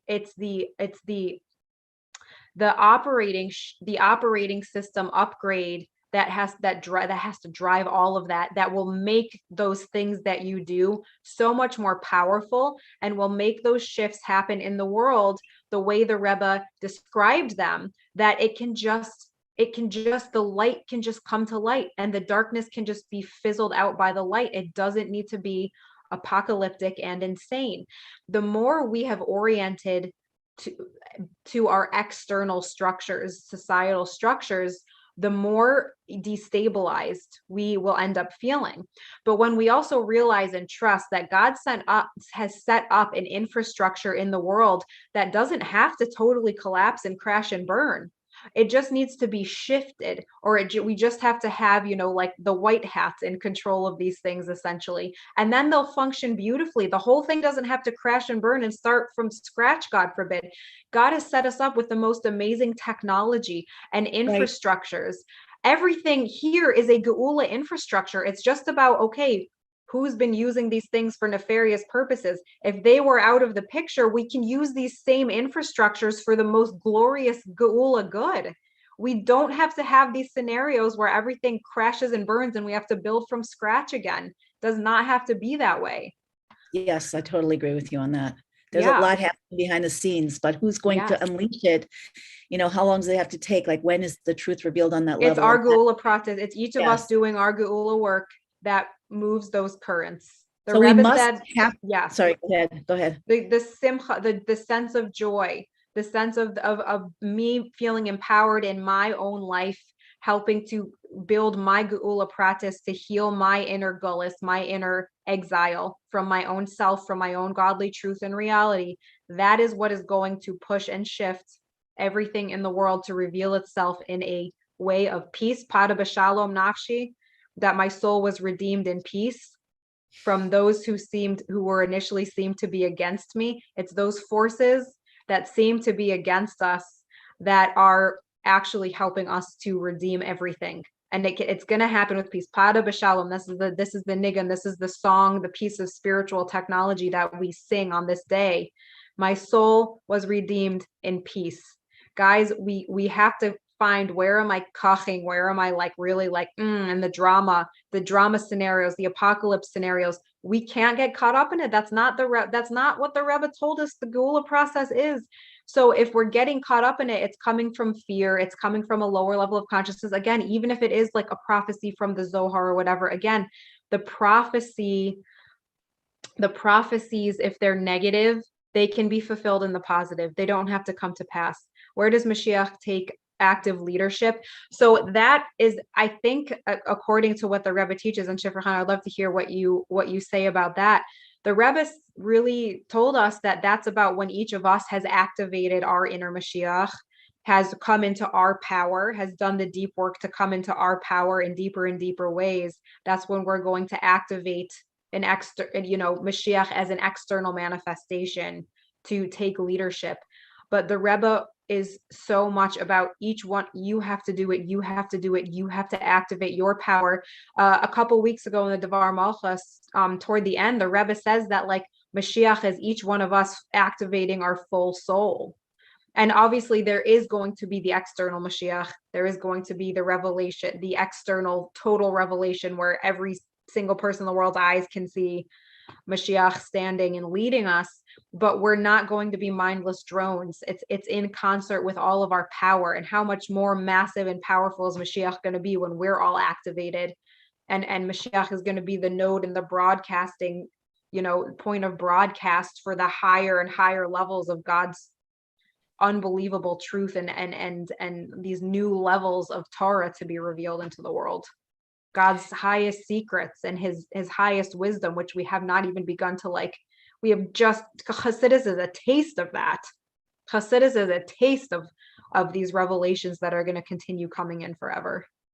And again, it's not revelation as abstract information, it's actual energy that comes in and drives and evolves the world. Yeah. So I think that, you use the term universal soul or collective soul. I heard somebody a few years ago use the term central soul, which is so strong to me that let me back up and start somewhere else. When I first heard the Rebbe talk about Gula and that it's up to us to make it happen, and I was living in the Rebbe's neighborhood at the time, and I heard the call on the most deep, profound level, literally it divided time from me. And I think that then we had, first of all, people didn't even know what Mashiach was, even Torah observant people, is it a person? Is it a spirit? Is it an idea? Is it so that had to come out first. And then what's going to happen? I remember asking a very prominent Torah teacher, I didn't ask, but I was in a class, somebody said, so what's going to happen to sick people? And he's like, I have to look it up. The awareness of Mashiach is something they actually had to understand wasn't there, which is pretty astonishing when you think about it now. But what I think the deepest realization is for me between now and then is that I think that we have to change. I think maybe we could have, should have, would have, in some other dimension of reality, we could have activated that process right then, but that would have required that would have already been different from what we were, and we weren't. We were like what we were. So we had and we have to change. That's why sometimes I say we have to let these things move us. When the identity is it resists uncertainty with everything it's got. So we're hanging on, like normalcy. And I think that sometimes it soothes me greatly to remind myself that this is a metamorphosis and I'm supposed to be feeling weird. Yeah. When I am. I'm supposed to be feeling like I'm melting down because it's not the same. Weird. It's not going to be the same. I'm not going to be the same. You're not going to be the same. The world's not going to be the same. And it seems like that is the process that we're going through. And somebody asked if we're suffering more collectively than ever before. I don't think we're suffering more. I think there have been times when there's a lot more suffering, but I think that we are much more disrupted as a global community, as all of humanity. I don't think maybe there's a few people on the planet that don't have media, but anybody who's connected to media or government in any way on planet Earth right now knows that life is not like what we expected, and we don't know what's going to happen. That's the first time that ever happened, except maybe the moment of the giving of the Torah, when the whole world was quiet and heard the sound of the shofar and reality changed. I don't know what it was like then. I don't remember. But I think that we must take away with us that we cannot stay the same. And anything, I'm just saying this, I don't, people might not like it, and I don't care. That's where burning the cities down comes in. Yeah. You don't get to stay who you are. You don't get to stay where you are. You don't get to stay how you are. And if you want it to be easier and you want it to be faster and you want it to be sweeter, you have to do it willingly. You have to accept that and align with it. Because otherwise, if you just want to well, let God take care of it. I'm not saying, I don't know where everybody's coming from. So that could be a beautiful thing. That's very true that God's going to take care of it. But wherever we're coming from, if it's what you say to soothe yourself, and it means you get to stay the same and not be too perturbed, if it's your defense mechanism, I guess that's what you call disassociation, Ani. Yeah. Yep. I love your use of that word. Use it a lot. Yep. Because I spend so much of my life dissociated, and healing that has been crucial to the Gula process. Yeah. So that has to go. It is going to go. It's not that you have to make it go. God's making it go. Yeah. The world is making it go. Every organization, corporation, structure, government in the world, it looks like, is working on making it go. They don't want to make it go the way we would like to make it go. So we either get to get pressured and get disrupted until we can't stay the same anymore. And then, like there are prophecies that say that, basically paraphrasing, the world will get to such a state that there's no human help and we'll have to turn to God. And as soon as we turn to God, and then everything changes. So the Rebbe suggests, again, I'm paraphrasing, you don't have to wait. The whole purpose of all of the increased, and the Rebbe talks specifically in a sikha from 1963, Parshas Balak Daled. And he specifically talks about how, he quotes the prophet Micah, and he talks about how there will come a time when the remnants of Jacob, the remnants of the souls of Israel, and now we see it's all humanity in it together, will be surrounded by many nations, to the point where we will not have any human hope or be able to rely on people. And he talks about how that is actually a situation where there is evil in the world. And he uses the word evil. And the evil is so strong that humans will not be able to get rid of it. And then he quotes a few places where it talks about how God is going to uproot the idols and God is going to pull up the idolatrous trees and so forth. So God says, I'm going to do that. That's where God will do it. But why will he do it? And the Rebbe describes what we can do proactively, what we can do from our free will to make a shift. It's a quantum shift. It's a shift of fields. It's a shift of dimension that comes obviously with the shift in self. It permeates everything and comes from everything, from consciousness, from the emotions that come from consciousness, from the actions that come from our emotions that come from consciousness, what the people that we connect to, all of it, the learning that we connect to. That's the holy fire, where we shift from out of being bound to our identity and the laws of nature, and we see God everywhere, and we connect to God direct, one to one, and we allow things to move us. I'm still paraphrasing. But it's a shift in dimension, and it's a shift in our level of being. It's a shift in how our identity feels. It's not just that I used to think I was, shy, and now I think I'm, a communicator or whatever. That's a shift in identity. It's a shift out of identity in the way that we think of it, that is bound and linear and stable. We have to become fluid. We have to be different. And that is one thing, that I'm getting out of this conversation. That's obvious. It's obvious that it couldn't happen then because we didn't shift who we were, and we weren't in that place. And as long as it takes for us to shift who we are and how we are and where we are, to me, that's the strongest question. Where am I? Where are you? Where the part of you that says I, me, where is that seated in the multiverse? Is it in your body, in your room, in your life, in your bank account, in your title, in your age, in your appearance? Or is it somewhere much deeper and much more all-encompassing and much more profound? And I think that's a question we all have to walk away with on Yud Tes Kislev. Where am I? And Hashem, please help me upgrade it. Please help me connect so much more deeply to that awareness. It will come out in the physical. It will come out, and you won't have to wear glasses. Like you say, Ani, it has to come there. That's the target. The physical world is the target. The body is the target. The heart is the target. The relationships, the money, all of it. But it has to be yichud. And we have to connect all the way back to all levels of self. How does that happen? It doesn't happen when we're not under pressure. It doesn't. Right.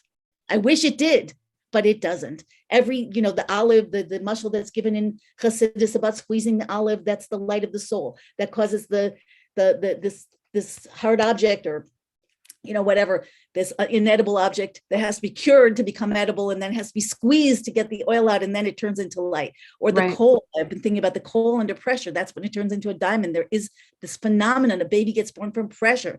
The egg gets cracked from pressure. The caterpillar melts down from pressure.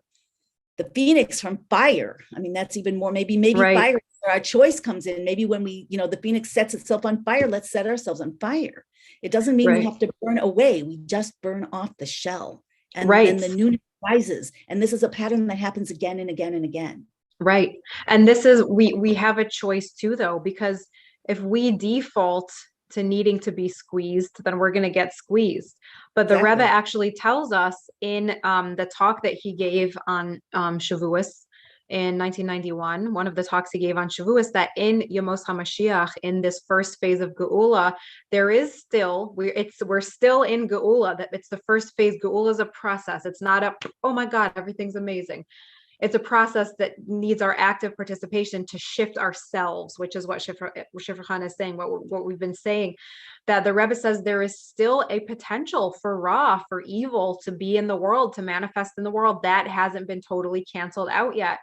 But it's up to us and our choices, whether or how that's going to manifest. And the Rebbe says that one of the ways to keep things that are bilti ratzoi, that are undesirable, from manifesting, is to be absorbed in Hasidus, is to learn so deeply, to proactively think about the things that I'm learning in Hasidus, in the Tanya, which is the kernel for the rest of Chabad Hasidus. It's all contained in the Tanya, which is what we're celebrating on Yud Tes Kislev.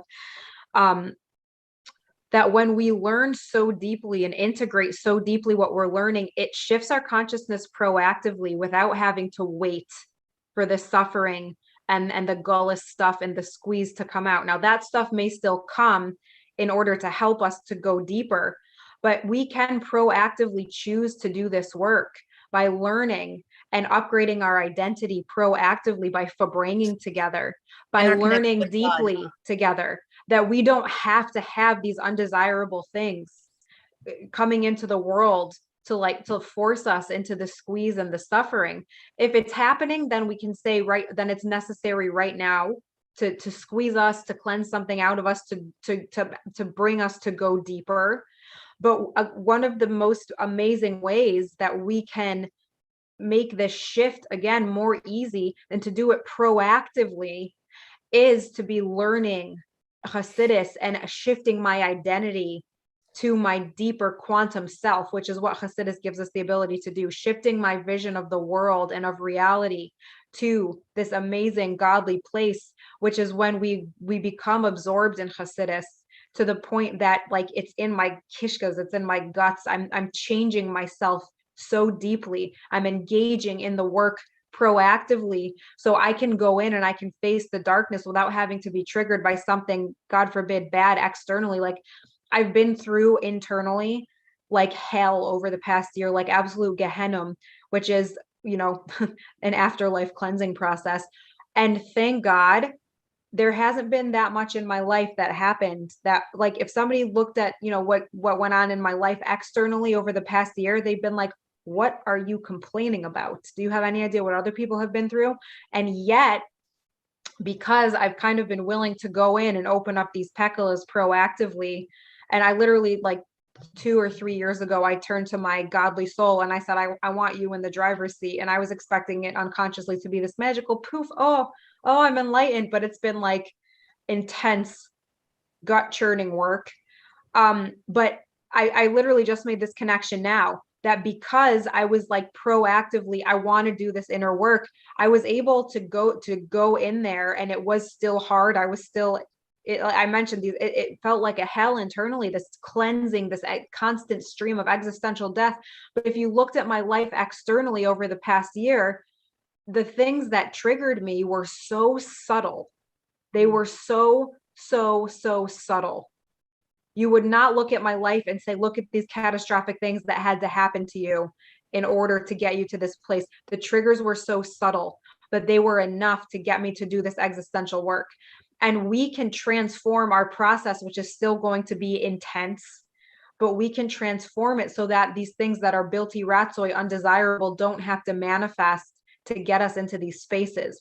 And so when we can Farbrengen together, and when we can proactively, consciously come together to upgrade, we can do this work internally without having to be spurred on or schlepped by, God forbid, catastrophic things happening outside. And even though it seems that there's a course of events, that have been activated and things seem crazy and catastrophic, when we'll work proactively to upgrade our consciousness, to tap into our soul, to bring more of our soul online through joy and pleasure and inner peace as much as possible, through fun and play as much as possible, through learning and realizing the amazingness of who we really are and what this world really is proactively, we can make the shifts in the upgrade, even if they are still intense and we're still experiencing a sense of existential death. We do it together, and we do it in a way that the external world doesn't have to schlep us through catastrophe, God forbid. It can truly be a pada b'shalom nafshi, like redeem with peace, with shlemus, with a sense of wholeness. Yes. So when something happens to trigger us, or somebody says something that's prophetic in Torah that scares us, or we see something happening around us, then we can't understand how it's going to stop or why it's happening. We can just try to push it off and go into a mental safety zone. Yeah. It's normal to want to do that. That's not a great idea. Or we can just go into fear and terror, which I think might be healthier for a moment. But then from that place to let that move us, and to let that challenge our identity and say, you better open. And then from there, we can slip into the sweetness of the miraculous. And we haven't talked about it so much, but there is so much miraculous potential in the world now. There's such a much more enhanced, quantumly enhanced effect of sincere prayer, of energy healing, of all kinds of, as you said, modalities that can shift darkness to brilliant light.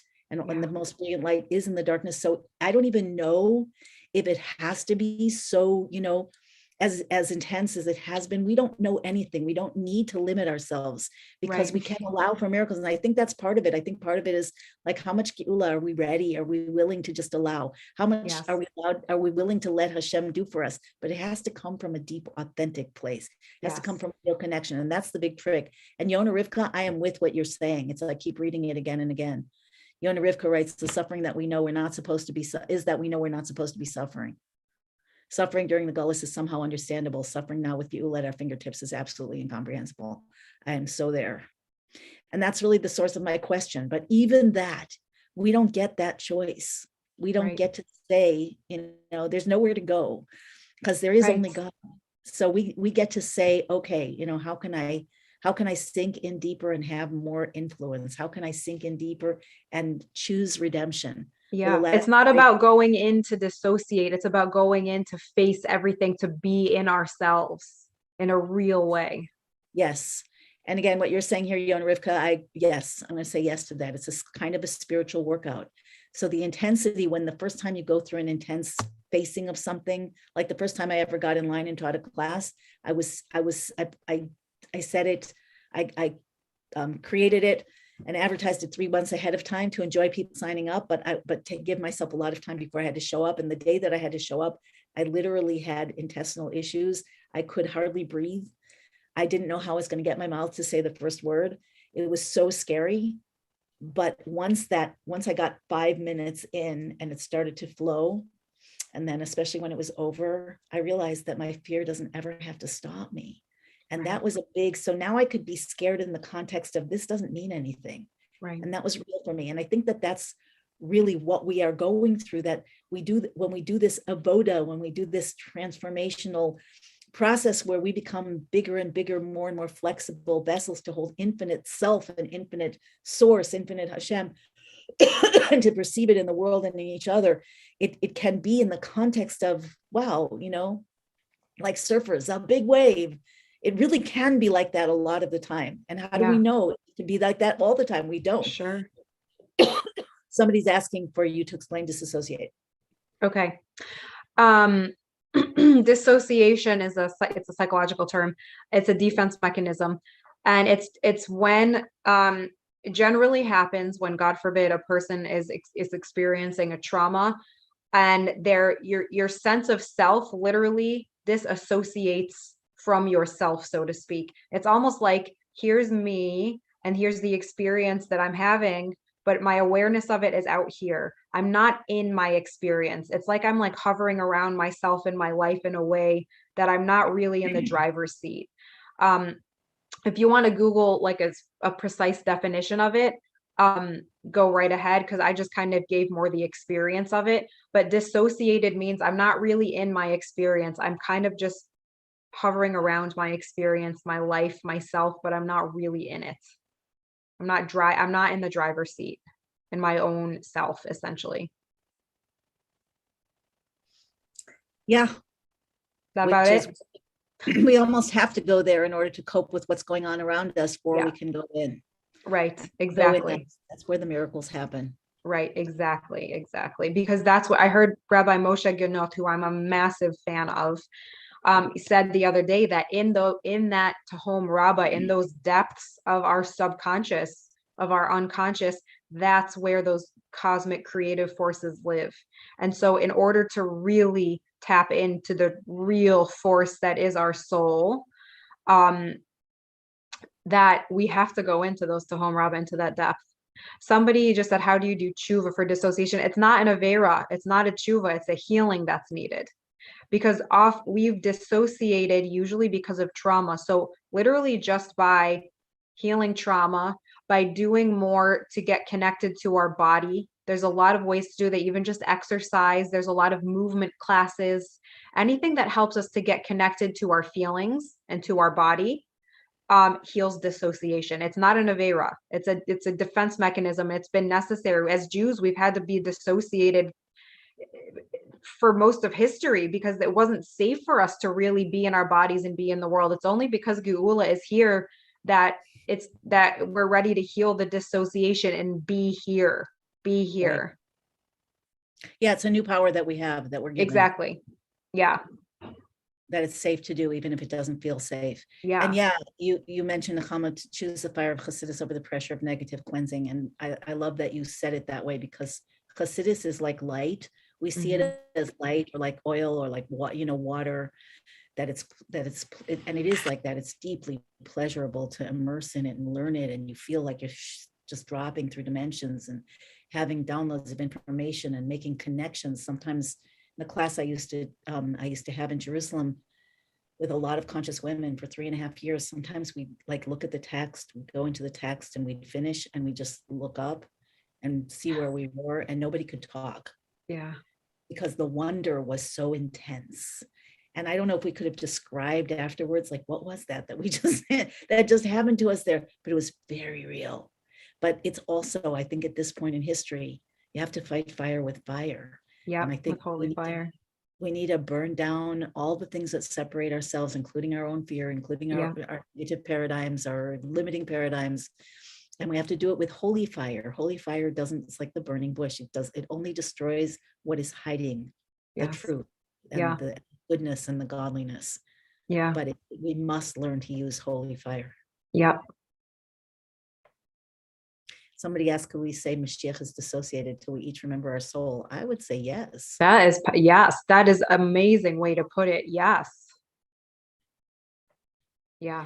Yeah. So the central soul is at the core of each of our souls. That central soul cannot do what it has to do. Right. So, without each of us. Yeah. Activating deeply.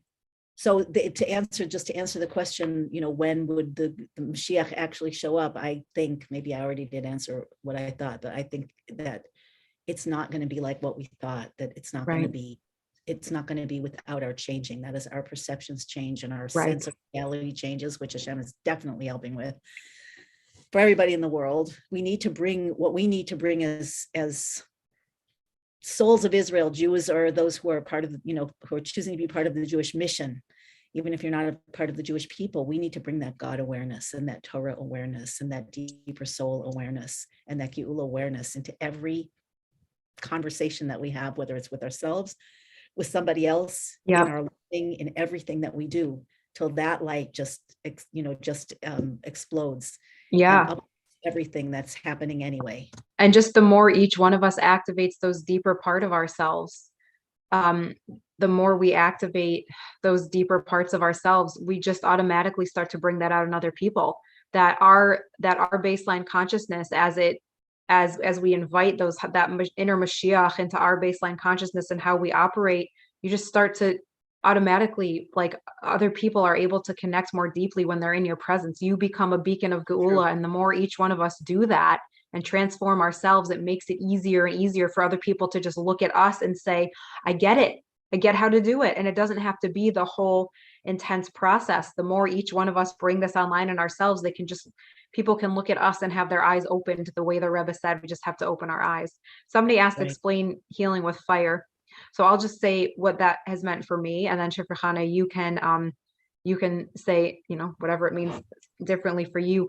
So fire is associated with the power of Gevurah, of holy Gevurah, and Gevurah is really our power to set boundaries. So for me, healing with fire has been a lot about saying no. And that means saying you took the no. words right out of my mouth. Yeah, saying no within Say no. myself to the Yeah. voices that keep telling me, like, who do you think you are? You are, just to speak frankly, you're garbage. You're terrible. Like this, that, and the other thing. Healing with fire is getting angry at those voices and saying, and letting it burn whoever those voices came from. They become klipas lodged within us, telling us lies, covering over our godly truth. So for me, activating my fire and burning away the limiting beliefs, those voices of people wanting to keep us small, of the forces wanting to keep us small and deactivated, and actually, like, getting angry and letting that power, righteous anger, letting that power come online and saying an emphatic no to those voices that are lying to me about who I really am. That, to me, that's been my process of healing with fire. Yeah, it's funny. I think I told you when I first started talking to you on Rosh Hashanah that you're the only person that I hear speak who lots of times I'm like, oh, I wonder why I didn't say it exactly that way. Like when you read the question, I'm like, say no. So I can't really add so much except that there are two different ways of changing or learning, acquiring, something new. One is you add on top of what you have, you add. So we learn new things, we become more spiritual, we feel more light, we have more power. But then there's another way called hafshata, which is to divest. I think I mentioned it in the Geula conversations, where you're saying, no, this isn't enough. This isn't who I am. This isn't right. And then or you can say, no, there's something off here. There's something off in the world. That's what I mean when I say I go into a struggle with myself. That I do it also. So sometimes when someone is talking to me in a mentoring situation or a healing situation, I'm listening to what they're saying, and then something in me will be, no, there's something off here. There's something not aligned. There's something not true. There's something missing. And I'll be looking for that missing thing. And that will lead me in deeper. And in that deeper, there's like a reconciliation where, the missing piece. And that happens again and again. Like I think you keep saying, Ani, it's alive, it moves, it's constantly evolving because we're moving from finite to infinite. So fire, for those who didn't hear me say this, I'll share it one more time. Or I'll share it another time publicly, but a couple of weeks ago in a meditation, I was moved to ask, I was doing some deep inner work. And I was moved to ask, like, my deeper self, Hashem, show me where I am, guide me into where I really am. And all of a sudden I saw all these images and heard all these words that did not seem like the way I perceived myself. And the most notable was, I saw a avenging angel, black and white, fire. And then I heard, you have to burn the cities down. It's time to burn the cities down. I almost sent an email out with that title, but then I figured maybe I get flagged because people have been burning the cities down. Anyway, so I didn't know what that meant. And I Googled what is cities in Hasidus or Kabbalah, and I didn't get any answers. So I reached out to a rabbi that is a very knowledgeable young rabbi. He's very kindly answers my questions when I don't know how to find something. And he told me, I didn't tell him why I was asking, what does it mean in Chassidus to burn the cities down? He's like, cities are made of letters, and words are made of letters, and sentences are made of words, and concepts are made of sentences, and burning the cities down means a lot of words. For a lot of people, means negative paradigms have to be burnt down and destroyed, not just for you, but for others. So that's fire. When you look at the lies, whether they're intentional or unintentional, Right. bringing me back to the beginning of this conversation. What is Geula ultimately? It's the truth. And truth can burn or truth can heal. Obviously, we want it to heal, but lies, they have to be burned away. Our fear is keeping us under the control of liars, whether the liar is our own inner, identity, ego-based identity clinging to its status quo, or the liar is us putting on a face, or what I really mean is the liars who are terrifying us as a human race and manipulating us into doing all kinds of things that are terrible for us.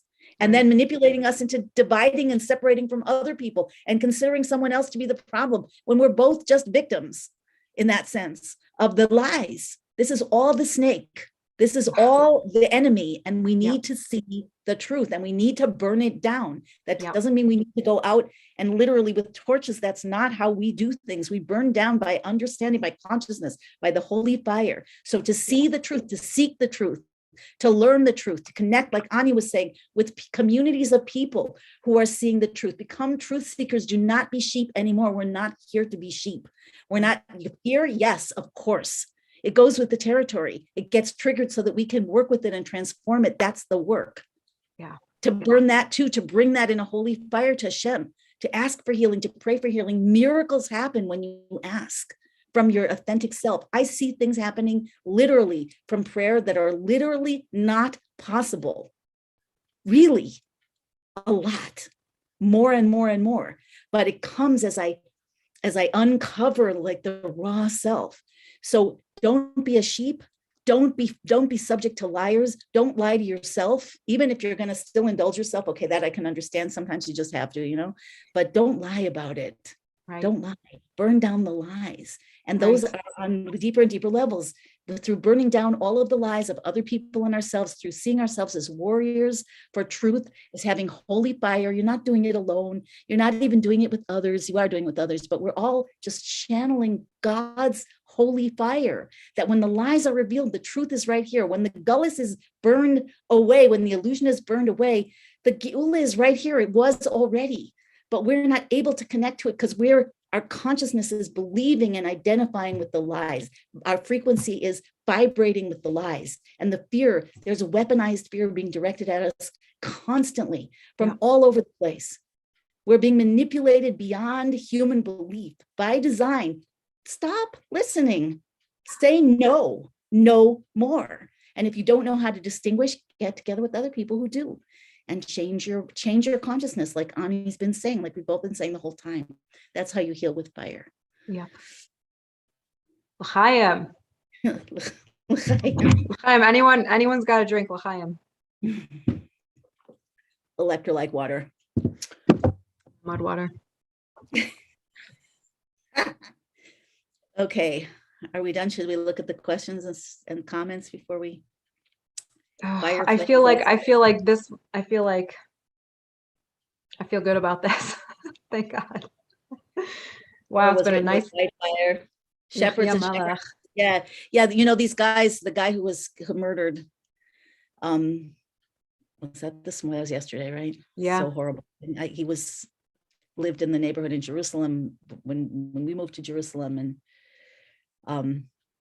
one of the Lubavitch boys who was a lone soldier, Chayal Boded, and some of them used to say to me, his I don't know whether to say his memory should be a blessing, Hashem should avenge his blood, or let him come back soon. Amen. All of the above. But all of the above, Amen. It's multidimensional. Some of those guys used to say, they used to talk to, we used to be at Shabbos meals with them, and they would say to us, they're the sheep and they're the wolves. And we're the sheepdogs. So we want to be sheepdogs, right? We're not wolves. We're fighting against the wolves, and we're not sheep. We're not going to get eaten. Not by a wolf. Maybe, Hashem does what he wants, but I say no to the wolves. I say no to the lies. So I think that's what it is, to be our sheepdogs. We protect ourselves. We bark loudly. We say no. We guard our territory, and we grow, and, all the things we're talking about. Okay, l'chaim, everybody. L'chaim. Geula illumination, guys. Let's do it. We're here to do it. You've all been activated. It's Yud Tes Kislev, and we're gonna do it now. We're activated. We're illuminated. Join together. Learn Farbrengen. Like, change your language. The one thing to please take away from this: stop saying, "Bringing Mashiach, bringing Gula." It's here already, and we are working to reveal it to ourselves and to trigger that revelation for everybody else. We're not in Gullus. We're in Geula and still experiencing Gullus things, but we can change that. And something as simple as changing your language, understanding that the Rebbe told us in black and white, Geula is here already, Mashiach is here already. And when he says, open your eyes in Hasidus refers to consciousness, change the consciousness. And we have all the tools to do that. And let's do it together. Let's do it together. Amen. Can you hear us? So I want to just say in conclusion, I just want to remind everybody, you can find out more about Ani's work at gulavision.com, more about my work at gateofunity.com, and sign up for my free e-course if you want to. And Hannah Roos, who is helping us in the background, she has her own amazing work in homeschooling. If you want to know how to bring up children who are totally free and alive, and you don't want them subject to the oppression of the system, just contact her. I hope it's okay that I'm saying that, Hanrus. And she's put a link here in the Zoom chat. It's the Telegram link. So that is a link to the Empowered Prayer Matrix. That's a group that we started before Tishrei that I have to admit I a little bit dropped the ball on. But the point of the group was to create prayer pods of suggested 4 people for each pod to meet an hour a week or whatever works for you, 30 minutes a week, to spend a minute or 2 each day praying for each person's 1 or 2 or 3 requests. And the people who have formed are probably 10 or 15 prayer pods that I know about that are active, and I'm hearing really miraculous results. So it's one of the things that I was inspired to put forward to counteract the active attempts to create disunity and judgment and anger and ill will. You know, that's how the mobs have been turned against their fellows for many, many, many generations, by being inspired with fear, and that's the enemy, and dehumanizing. So when you have a group of people that is praying for you, for what you actually want on that human level, a horse, Healing, my horse waiting for or money, whatever, the purple glitter. So that is an incredible experience, and you're simultaneously praying for them. And together you start to experience shifts in reality, because the miracles are so possible and so close, and they're growing all the time. Like the Baal Shem Tov said, the first time that something happens that shifts nature, it's a miracle. Once it happens, it's now nature. So now we have to do it, and that's our platform for the next higher level of miracles. So also Empower This group is some of the people who join the Empowered Prayer Matrix that are on the Telegram, and that's a way that we can communicate, and people are forming groups. It's not as active as I intended, because I haven't stepped up since it was very disruptive, my travels during Tishrei. But we want to bring it, to the next level, and all the pods connect together that way. So together we're creating a force of unconditional love, like some people were asking about, and prayer and connection in simple, fun, joyful ways that create miracles. So I suggest if you see that's just scroll up. It's about 20 comments up. It says Shifra's Gate of Unity Empowered Prayer Matrix. You can sign up for that. And I'm just going through quickly. I just want to emphasize again that God is for everyone. God is everything. Ein od milvado. The Torah is for everyone. Geula is for everyone. There is nobody who is here, a soul in a body at this time in history, who does not have a unique and absolutely essential role to play. That means you. That means you. I'm talking to you. How do you program yourself to speak Geula? You be in conversations like this, and you learn Hasidus, and you learn specifically about Geula. Right, and you pay attention to yourself. It's mindfulness. It's awareness of my thoughts and my speech, and it's just catching yourself and consciously every time, consciously choosing new words. It's the same way as creating any change or habit in our lives. So Hannah Russ has posted her contact information also for homeschooling. The Telegram is there. My website is there in the Zoom. I'm just going to hang out here for another little few seconds so people can get that information if you want to. Oh, there is one question. Are you willing to stay on? Miriam has her hand up. Are you willing to stay on for another minute or two? Me, yeah, I can stay on for another couple minutes. Okay. Miriam. Please make a Gula dictionary, a thesaurus. I wonder if somebody's done that. Miriam, are you, you have something to say? Are you on? Is she on, Devin? I'm trying to turn her into a panelist. Okay. Go on, she's coming to you. Or not. I don't She's know. flying through cyberspace right now. She's not in this Yeah. dimension and not in a different dimension. She's just She left one or she lowered her hand. realized. Hang on. Okay. If she's not on in a minute, we'll just let everybody go. Thank you Okay. for being on with us. Remember, the day just started. Well, in Israel, it started a while ago. In Australia, it started even longer, but it's still going for everybody. Yeah. So at Yud Tes Kislev, let's make the best use of it. We are the receivers. We are the containers that receive the light that's flooding through the portal. Oh, man. then- Oh, and if I can just end also, can't believe I didn't mention this till now. I had this list to write a book on the Tanya, which is what we're celebrating today. It's called the Tanya Companion. And it's exactly what I keep talking about, is learning how to integrate the language of Hasidus into our day-to-day life. It's so we learn the Tanya on a yearly cycle. So it's each day's Tanya portion for the entire Tanya summarized, but I leave all of the language of Hasidus in the original. I have a lot of in-text translations and also a big glossary at the front of the book. So if anybody's interested in learning Tanya or learning Tanya differently, Tanya Companion, you can just Google it and buy it from many retailers. Is it, does it have a Gula glossary? There's no Gula glossary, but technically, a Tanya glossary is a Gula glossary. So it's about shifting when we learn it. It's about shifting our understanding, our whole perception of reality. That's the work. That's the work. Yes. And taking it on the road. Okay, everybody. Yep, exactly. Good Good Yud Tes. Yantif, everybody. May we all receive the Torah, learning of the Torah and the path of the Torah, the Simcha B'Pnimius in Amen. a joyous way and in an Internally. internalized way, and to be written and sealed in the book of redemption. Of you.